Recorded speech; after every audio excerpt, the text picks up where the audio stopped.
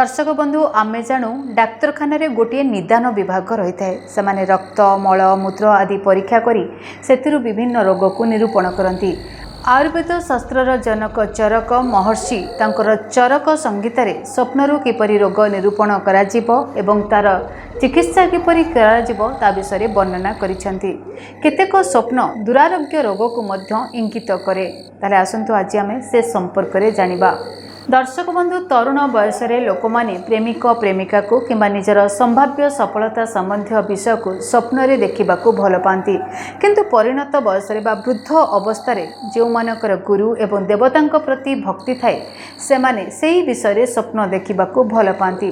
दुस्वप्न देखा केही भी चाहती नहीं। आम शास्त्र रे अभीष्ट दैविक स्वप्न देखा एवं दुस्वप्न निवारण पाई मंत्र और साधनार व्यवस्था मध्य रही। ठीक सेहीपरि रोग एवं सूक्ष्म आत्मा मानकर दुष्ट प्रभाव हेतु उत्पन्न दुस्वप्न पाई निवारण पाई वेदरे मध्य मंत्र दिया जाइछि। तेबे ए विषय आम निश्चित भाव में आलोचना करबा। तेबे एही सब उपाय को देखिले मने हुए जे भारतीय ऋषि माने स्वप्न को अलिक नुह बरं मनुष्यर जन्म जन्मांतर अर्जित पुण्य पापर सूचक तत्व बोली ग्रहण करिसेंती।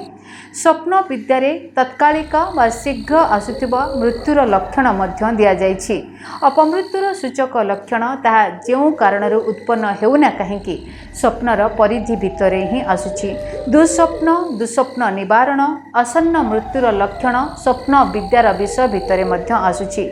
विभिन्न रोगर कारण और निवारण किपरि स्वप्न द्वारा करा जाए ताहा चरक संहितारे उल्लेख रही।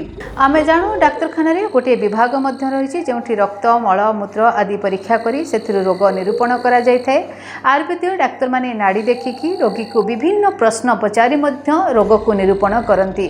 रोगी देखिथिबा स्वप्नर विश्लेषण करी मध्य जड़े अभिज्ञ चिकित्सक रोग निरूपण करि पारंती। आयुर्वेद शास्त्रर जनक चरक महर्षि तांकर चरक संहितारे स्वप्नरू किपरि रोग को निरूपण करा जिवो एवं तार किपरि भाबरे चिकित्सा करा जाय परिबो से संपर्क रे मध्य वर्णना करिसेंती।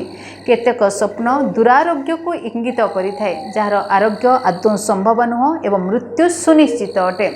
चरक संहिता सूत्रस्थान निदान स्थान शरीर स्थान इंद्रिय स्थान चिकित्सा स्थान आदि विभिन्न विभाग रे विभक्त अटे। आउ सेथि मध्यरु इंद्रिय स्थान अंतर्गत पूर्वरूपीयम इंद्रियम अध्याय रोगर पूर्वानुमान करिबा पई समर्पित। एही अध्यायरु जणा जाइछि जे प्राचीन काल रे लक्षण गुड़िकर ज्ञान और परीक्षा गुरुत्वपूर्ण थिला। कविराज माने प्रारंभिक पर्यायर रोग को सतर्कतार सहित चिन्हिबा रोगर गतिपथर पूर्वानुमान करिबा पई स्वप्न फल उपरे मध्य गुरुत्व देउथिले। निदान विभागर 8टी अध्याय रोग निर्णय संबंधी गुरुत्वपूर्ण नीति निर्धारण करा जाइछि, जहा अन्य समस्त रोग पई मध्य प्रযোज्य एवं वर्तमान समय पर्यंत वैध अटे। स्वप्नर विभिन्न दिग यथा शरीर विज्ञान प्रकार व्याख्या और पूर्वानुमान गुरुत्व मध्य वर्णना करा जाइछि।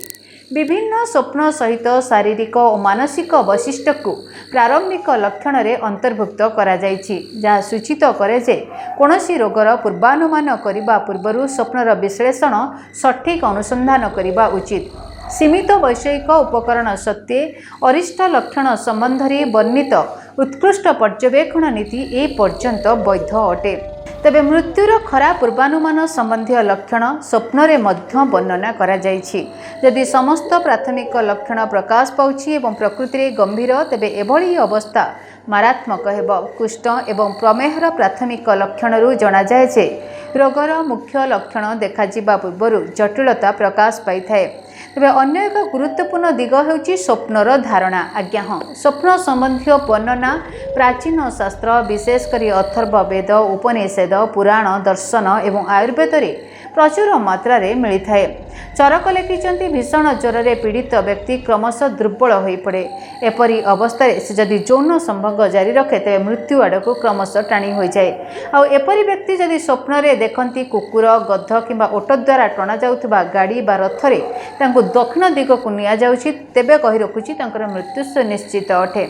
जो व्यक्ति स्वप्न रे प्रेतमानक सहित मद बसिकी पिताए ताकू स्वप्न रे कुकुर टणा गाड़ी रे टाणी टाणी निया जाए से व्यक्ति प्रबल ज्वर रे पीड़ित होई मृत्युवरण करे।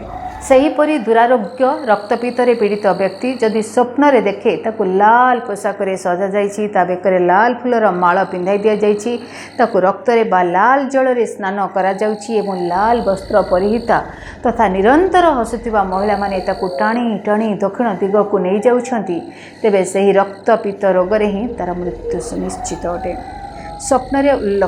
स्वप्नरे उल्लका देखिबा अति अशुभर संकेत अटे। यार अर्थ आपनको कौनसी भी रोग कि दुस्संवाद मिल पारे। जड़े व्यक्ति स्वप्न देखिले जीव लहलह करी रागी करी एक सापता आड़क आसुची, किछि दिन पर से गुरुतर रोगरे पड़ जाइथिले। महामृत्युंजय मंत्र जप करी से रक्षा पाइथिले। जड़े वृद्ध को मध्य स्वप्न बारंबार अनेक ऋषि माने देखा देउथिले। वृद्ध जनक कहले आगामी एकादशी रे मोर मृत्यु हबा, आ ठीक सही तिथि ही तांकर मृत्यु हैला। तेणु दर्शक बंधु, मृत्यु पूर्वर आमको अनेक किछि संकेत मिलता है, अनेक किछि आभास मिलता है, अनेक किछि स्वप्न आम देखि था, जहाद्वारा आमर मृत्यु सुनिश्चित जना पड़ी था। तेरे यही स्वप्न शास्त्र रहस्य संपर्क में जानिकी आपण मानकर मतामत कौन आमको निश्चय लेखिकी जनातु। धन्यवाद, नमस्कार।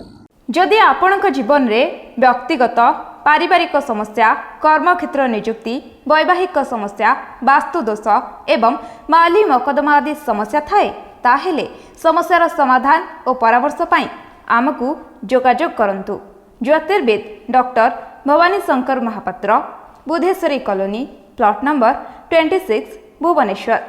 Phone number 9776833302 9439444924।